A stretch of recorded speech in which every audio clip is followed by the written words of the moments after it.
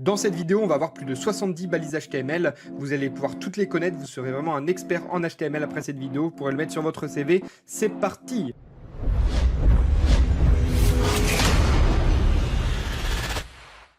Alors, on commence avec la structure de base d'un document. Un document HTML commence toujours par le doctype HTML et ensuite on ouvre une balise HTML. Ensuite, on a les balises head qui vont tout simplement être le haut de la page HTML et on va souvent mettre les métadescriptions, c'est tout ce qui va être pour les robots ou des paramètres tout simplement pour votre site. Le title, c'est ce que vous voyez en haut dans un onglet. Le link, c'est tout simplement pour lier un fichier CSS, c'est pour appeler du style et customiser les éléments HTML. Et le script, ça va être tout simplement pour appeler des fichiers JavaScript. On ferme la balise head et dans le body, on va retrouver tout simplement tout ce qu'on a, tout le corps de la page qui va être visuellement visible par un utilisateur. Et dernier petit point, pour faire un commentaire en HTML, c'est comme ceci que ça se fait. Et on est parti pour voir les 70 balises.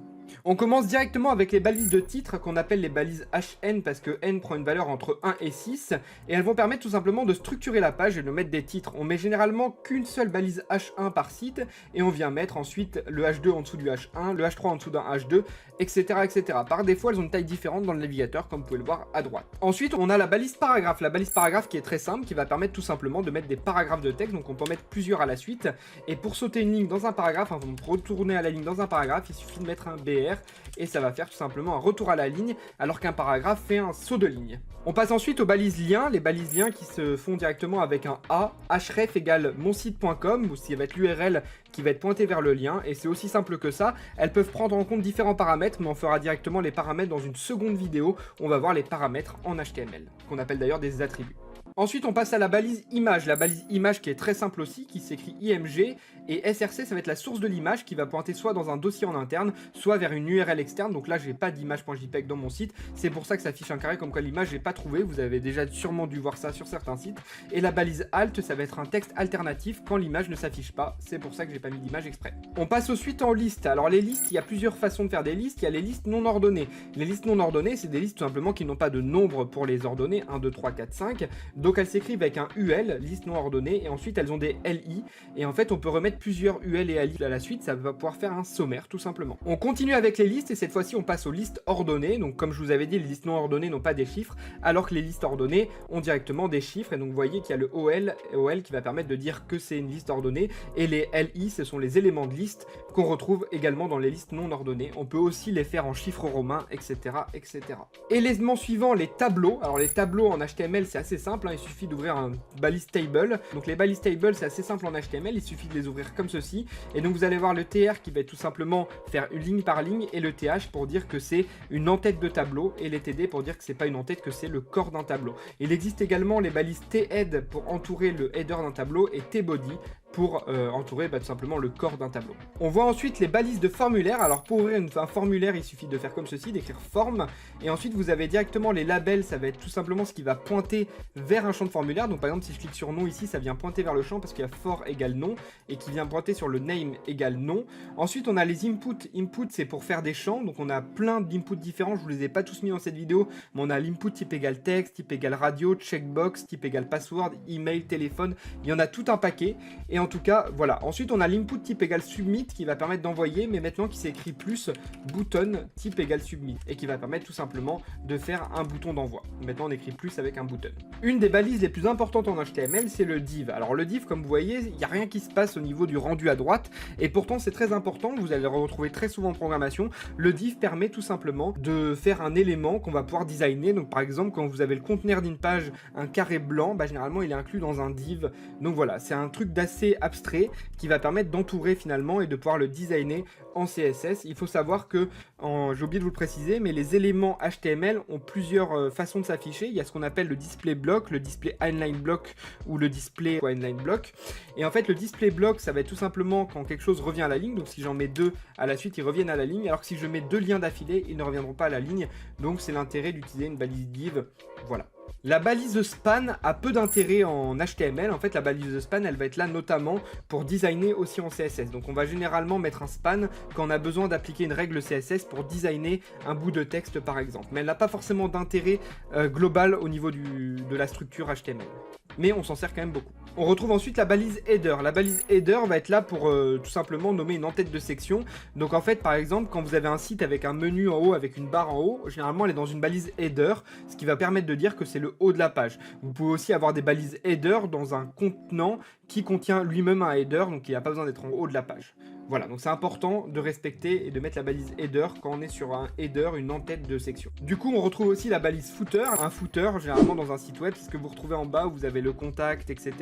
L'inscription à la newsletter, tout ce qui est en bas de la page, souvent d'une couleur un peu différente. On appelle ça un footer et donc ça se met dans une balise footer. On a ensuite la balise nav. La balise nav va généralement entourer un menu de navigation. Donc généralement, là, il n'y a pas de menu dedans, mais elle va entourer un menu de navigation. Donc dès que vous avez un menu avec plusieurs liens, vous l'entourez d'une balise nav. Ça permet de dire au navigateur qu'on se trouve, et d'ailleurs même au niveau de la sémantique pour les autres développeurs, qu'on se trouve dans un menu de navigation. On passe ensuite à la balise section. La balise de section, ça va permettre tout simplement de dire qu'on est sur une section dans un container global. Donc par exemple, un article de blog qui peut contenir plusieurs sections. La section 1 qui va être tout simplement l'introduction et la section 2 qui va être le corps de l'article par exemple. L'aside est une balise qui va permettre de dire qu'un contenu est un contenu annexe, un contenu peu utile à la page. Donc on met généralement ça dans une balise aside. Peu d'intérêt de parler de la balise aside, on s'en sert quand même assez peu, mais quand vous avez un élément de votre page, vous savez pas trop où le mettre, il est peu important, généralement on met une balise aside. On retrouve ensuite la balise time, comme son nom l'indique, qui va généralement contenir tout ce qui est date et qui va permettre au navigateur et à Google notamment, aussi au moteur de recherche,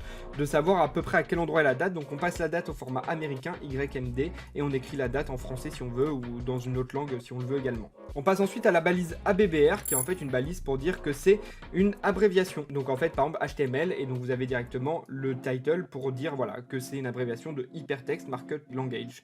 Voilà, et donc quand on passe la souris dessus, ça vient directement mettre le mot complet. La balise HR qui quant à elle permet de faire une séparation entre deux contenus et de faire un trait comme ceci. Donc quand vous avez besoin de faire une séparation avec un trait, on utilise la balise HR ou alors vous pourrez le faire directement en CSS. On a ensuite la balise code qui permet de mettre du code. Donc généralement c'est pour les sites qui vont mettre des articles où il y a du code HTML à écrire par exemple, on va le mettre dans une balise code.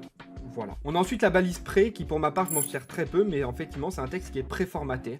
Voilà, rien de plus à dire là-dessus, c'est un bout de texte qui est préformaté. On a la balise block quote maintenant qui permet de faire des citations. Donc généralement quand quelqu'un cite quelque chose, donc par exemple vous avez les testimonials, tout ce qui est avis client, etc. Vous voyez, oh, je suis très content du site ou du service, mais on met ça dans des balises block quote. La balise strong qui est très importante, la balise strong qui permet de dire que le texte est important et d'ailleurs elle est interprétée par les moteurs de recherche comme Google pour chercher des mots-clés dans une page. Donc très important de mettre des balises strong dans son site. On a ensuite la balise small, la balise small qui permet d'indiquer que c'est du texte à taille réduite sur cette portion. On a le texte marqué c'est tout simplement de mettre du texte en surbrillance avec la balise marque. La balise del est peu connue, on la voit très peu dans le code HTML, mais ça permet de barrer du texte et dire que le texte a été supprimé. Ça peut être utile si vous la connaissez. La balise ins, pareil, elle est très peu connue, mais ça permet de mettre du texte ajouté, du texte qui a été inséré en plus dans la page. La balise sub permet de mettre du texte en indice, par exemple un indice ça va être tout simplement les mètres carrés, il faut mettre ça dans une balise sub par exemple. Il y a une deuxième balise pour faire des citations, donc il y avait le block quote, mais on a également la balise cité, cite, qui permet de faire tout simplement une citation. On a la balise définition qui sert très peu en HTML mais qui permet d'indiquer qu'on est sur une définition d'un bout de texte. Ensuite on a la balise U qui permet tout simplement de souligner du texte même si maintenant on va préférer le faire en CSS. Tout comme la balise U, la balise I qu'on préférera faire en CSS maintenant existe quand même et permet de mettre du texte en italique. On a la balise field set, alors la balise field set n'a pas une grande utilité à part en fait au niveau de son design, vous voyez elle fait un trait qui va tout simplement entourer la légende comme ceci, vous avez déjà sûrement dû voir ça dans certains sites. Donc voilà à quoi elle sert à entourer quelque chose et à mettre une légende et après on peut tout simplement mettre du texte si on veut par exemple ici. On retrouve ensuite une autre balise de formulaire que je vous avais pas mis dans le formulaire, mais c'est la text area où on va pouvoir mettre le nombre de rows, donc le nombre de lignes et le nombre de colonnes. Et c'est souvent les zones de texte où on peut taper plusieurs lignes. Vous pouvez le voir ici, c'est les zones de texte où on peut taper plusieurs lignes.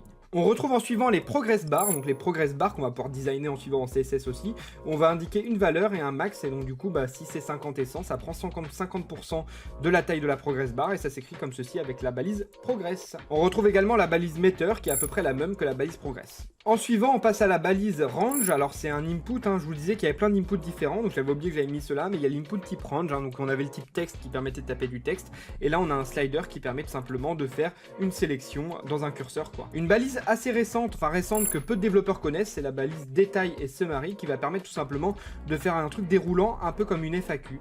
Donc c'est natif en HTML, on fait détail comme ceci, on met summary qui va être tout simplement ce qu'on voit à l'extérieur et quand on clique dedans, c'est le contenu avec le paragraphe. En suivant, on passe à la balise dialogue, hein. Vous n'avez pas forcément besoin de faire vos modals ou vos dialogues directement en JavaScript. En CSS, il y a une balise qui existe qui s'appelle la balise dialogue, qu'on peut mettre open ou fermé tout simplement. Et voilà, en gros. En suivant, on passe à la balise audio qui va permettre d'ajouter une